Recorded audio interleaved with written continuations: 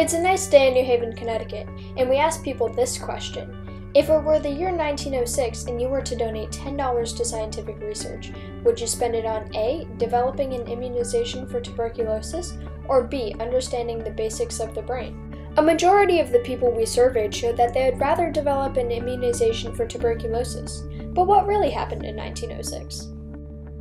In fact, more people donated to understanding the basic functions of the brain. A man named Alois Alzheimer, a German psychiatrist, noticed some peculiar symptoms in one of his patients. Some of the symptoms included problems with sleeping, memory loss, drastic mood changes, and general confusion. Once his patient passed away, Alzheimer conducted an autopsy and found that many of her symptoms were caused by irregularities within the brain structure. These irregularities are today known as Alzheimer's disease. When he analyzed his patient's brain under a microscope, his results suggested that there were visible differences in brain tissue and that there were multiple misfolded proteins called plaques and neurofibrillary tangles. These plaques and tangles work together to slowly eat away the brain.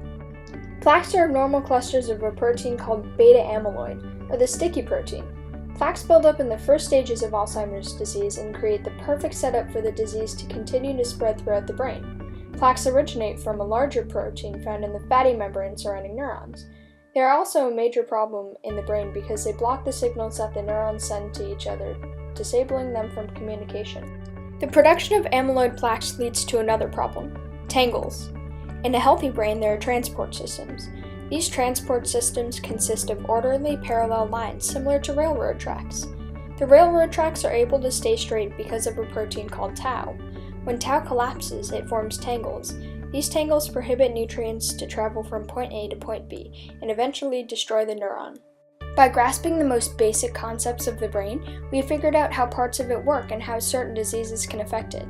To help us better understand these diseases, scientists use scans and tests such as magnetic resonance imaging scans, electroencephalographs, and computer axial tomography scans. Try saying those 5 times fast.